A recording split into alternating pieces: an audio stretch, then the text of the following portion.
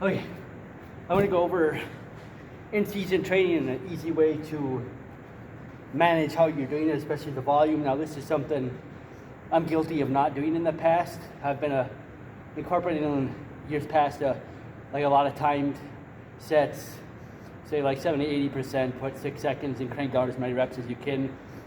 The downside with that is when you get the preseason or in-season, the volume is supposed to be dropping. That's actually increasing the amount of volume, and it's going to deter from performance on the ice, and we don't want to do that. Sport performance is the number one priority. We're just adding horsepower to the engine and reducing injuries. That's our primary jobs, and that's what we gotta try to stick to. So for us, volume, a lot of the stuff I got from one of my mentors, Coach Johnny Parker.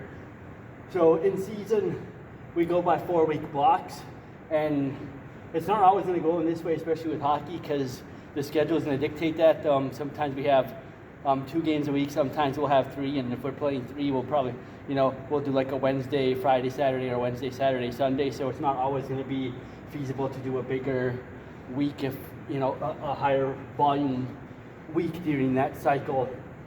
But in general, this is what we're going to be following. We got 4-week cycles. Our first week is 14 to 17 reps. Week 2 is 12 to 15. Week 3 is 17 to 20. Week 4 is 10 to 12. Now there's a lot of research about undulating periodization and how it's superior to the other methods. And this is what exactly that is. It's undulating week to week. Our intensity is going to do the same thing.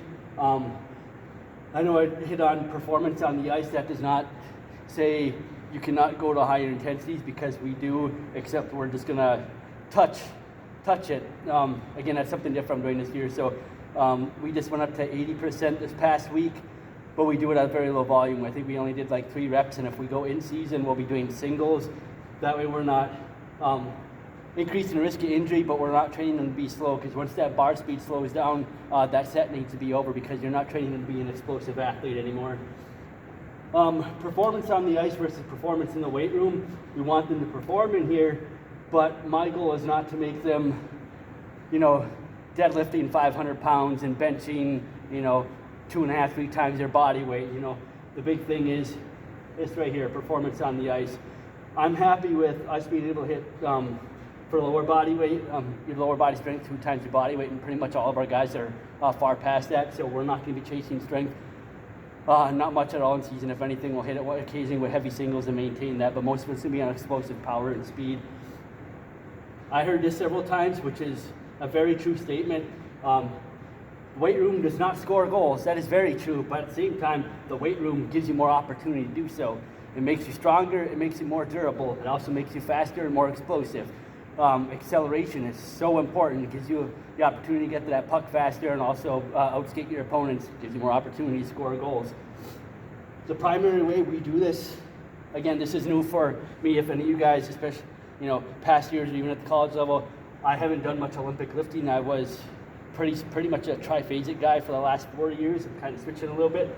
But our biggest ones we're going to do is the Olympic lifts and their alternatives: squats, pulls, pushes, posterior chain, and plyos. The big thing with our plyometrics and our Olympics and the alternatives is you really have to watch the volume.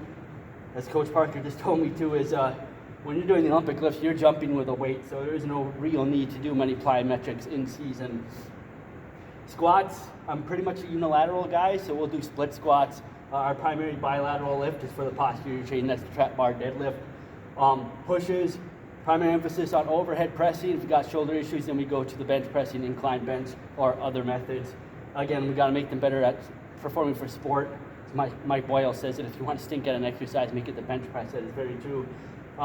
Pulls, these are the Olympic lifts, so your snatch pulls and clean pulls. One thing I like about the Olympic lifts, besides they're easy to coach and manage, so you don't have 5 different things going on. I get triple extension for my ankle, my knees, my hips.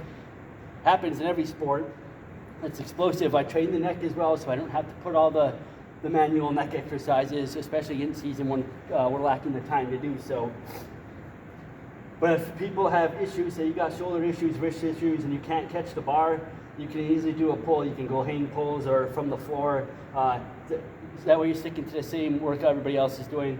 But the big thing is, these are explosive lifts. In order to get the bar up, you have to explode it. You cannot train slow. Again, training for sport. One thing I like about this as well, to go on this, I still use triphasic principles, but the one thing I like about this, the Olympics, the pulls, posterior chains, we got explosive, concentric, and we got explosive, eccentric, and isometric. Again, you have to explode the bar up in order to get underneath it. When you stop the bar, you are testing your brake, so that is catching in an eccentric, so a lengthened position. It's also isometric, be able to hold that position before you explode back up.